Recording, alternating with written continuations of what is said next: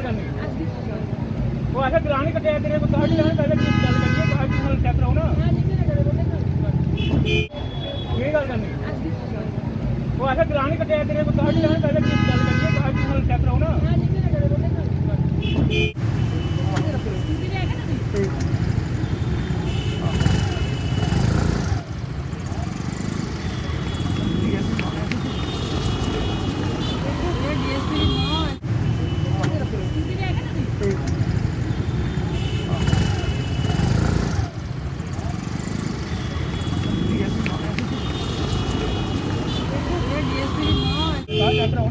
कागज उठा लो चलो डॉक्टर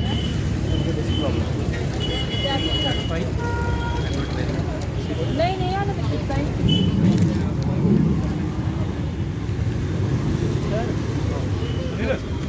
मेरी गल नहीं सर लाइसेंस से बात नहीं ना सर दोनों भाई हम काम करेंगे लाइसेंस करके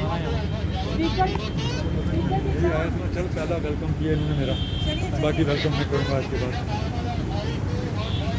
मेरा वेलकम खुद ही कर दो जम्मू शुक्रिया पहला दिन मेरे साथ हेल्प विदाउट हेल्प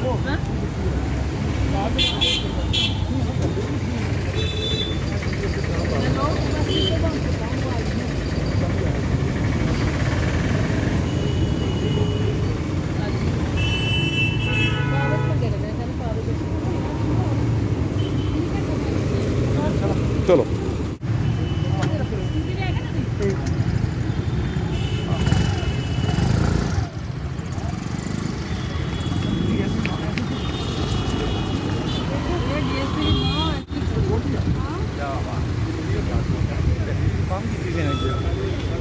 आज के बाद दोनों इनको काम लगा के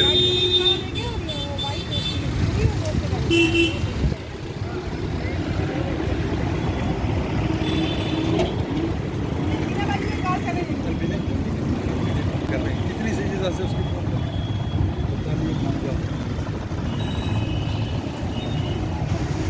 ट्रैफिक विभाग की एक आपसी रिश्तेदारी जो है वो सामने नज़र आई है। हालांकि ये इल्ज़ाम मेरा नहीं है।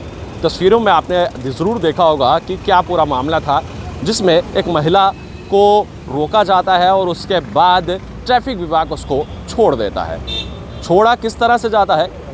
पुलिस की टीम आती है, पुलिस की टीम उसको अपनी जिप्सी में बिठा के लेके जाती है और उसके बाद उसकी जो स्कूटी थी वो भी एक पुलिस का ही नुमाइंदा उसको लेकर चले जाता है। हालांकि क्या पूरा मामला है, व्यक्ति से जुड़ेंगे, उन व्यक्ति से बातचीत करना चाहेंगे। लाजमी हो जाता है कि आम जनता और मिडिल क्लास के लोगों पर क्यों कानून थोपा जाता है और क्यों जो बड़े ऑफिसर्स हैं या फिर ब्यूरोक्रेट्स हैं या फिर उसके साथ साथ जो उछले स्तर के लोग हैं उन पर कानून क्यों नहीं सेट बैठता है। जब कानून एक है, संविधान एक है, तो हर चीज़ लाजमी हो जाता है कि वो पालन हर एक शख्स पर होना ज़रूरी हो जाता है।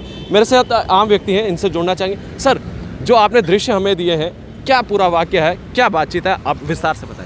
सर, मैं यहाँ से अपनी गाड़ी लेके आ रहा था तो मेरी गाड़ी रोकी गई है चलान के लिए। तो मुझसे कागज़ मांगे गए, मैंने कागज़ सारे इनको दिए।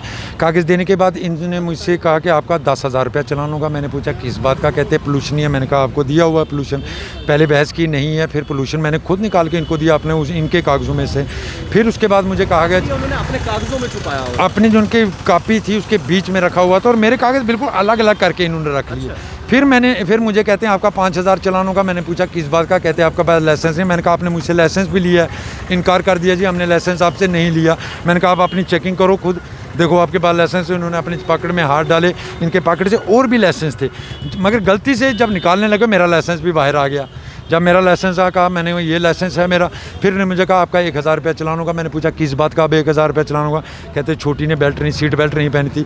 मेरे साइड पे मेरी छोटी बेटी बैठी थी, 7 साल की, उसने बेल्ट नहीं, सीट बेल्ट नहीं पहनी थी। उसका 1,000 रुपया मुझसे चलान हुआ। मैंने चलान करवा लिया। मगर उसी दौरान इन्होंने एक लेडीज़ को रोका जो स्कूटी पे आ रही थी, जो विदाउट हेलमेट थी। उस लेडी को रोकने के बाद इन्होंने उससे चलान के लिए कहा। उस लेडी ने थोड़ी देर बाद फ़ोन एक मिलाकर फ़ोन से बात करने के बाद उन्होंने कहा कि SDPO साहब से बात करें। इन्होंने बात करने से इनकार कर दिया। मगर थोड़ी देर के बाद एक जिप्सी आती है जिसमें कुछ पुलिस वाले बैठे होते हैं। वो उस लेडीज़ को यहाँ इनके सामने उठा के जिप्सी पे बिठाते हैं और एक पुलिस कांस्टेबल विदाउट हेलमेट इनके सामने यहीं से स्कूटी स्टार्ट करके चला जाता है और ये उसको सलूट करते नजर आए। तब मैंने इनसे दोबारा बात करने की भी कोशिश की, मगर इन्होंने मुझसे बात करने से इनकार किया। हालांकि उसके बाद मैंने इनको ये भी कहा, सर आप मास्क पहने, मैंने आपसे बात करनी है, मगर इन्होंने कहा आपने मुझसे कोई बात नहीं करी। ऑफिसर ने मास्क भी नहीं पहना हुआ, बिल्कुल मास्क के बिना बैठे और मुझे ये कह रहे हैं कि आप मुझसे दूर हो जाओ, सोशल डिस्टेंस रखो, विदाउट मास्क बैठे हुए हैं। मैंने कहा आप जो लोगों से बात कर रहे हो विदाउट मास्क, ये सोशल डिस्टेंस है या आप पालन कर रहे हो जो कोविड-19 की गाइडलाइन है? मगर उनने आगे से मेरे साथ बहस करनी शुरू कर दी और कोई बात उनने नहीं की। उन्होंने कहा आपका चालान हो गया, आप चले जाओ यहाँ। सिर्फ एक चीज़ और देखें अनिल जी, आप यहाँ जितने भी ये लोग दिन भर चलान करते हैं, शाम को इनकी जो चलान बुक है वो चेक की जाए, उसमें एक भी बड़ी गाड़ी आपको नज़र नहीं आएगी चलान। सेंट्रो से मारुति तक इनकी हद है, क्योंकि छोटे लोग हैं, छोटे वर्ग के लोग हैं, छोटी गाड़ियाँ हैं, ये सिर्फ उनको रोक के उनका चलान करते हैं, बड़ी गाड़ी वालों को हाथ तक नहीं देते हैं। आखिर क्यों, क्या लगता है कि बड़े लोगों पर कार्रवाई क्यों नहीं होती है? कानून सबके लिए एक है और जब कार्रवाई की जाती है तो हर एक शख्स पर करनी चाहिए, तो आम व्यक्ति पर क्यों की जाती है, मिडिल क्लास पर क्यों की जाती है? बिल्कुल अनिल जी, हम ये ज़रूर कहते हैं कानून सबके लिए बराबर है, मगर जिन लोगों ने कानून का पालन करना होता है वो ही लोग कानून की धज्जियाँ उड़ाते हैं, जिस कारण ये समस्याएं बनती हैं हमें।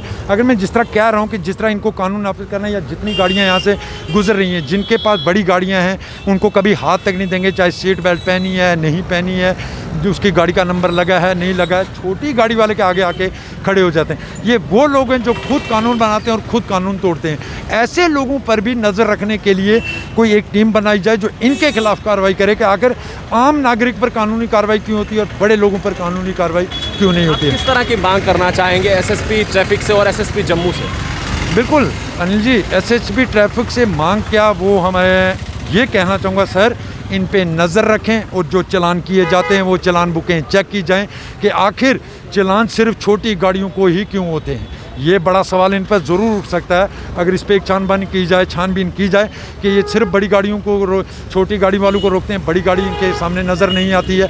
क्योंकि यही चीज़ है जो लोगों को पुलिस से दूर करती है, वो यही है, क्योंकि पुलिस से दूर होता है तो गरीब इंसान।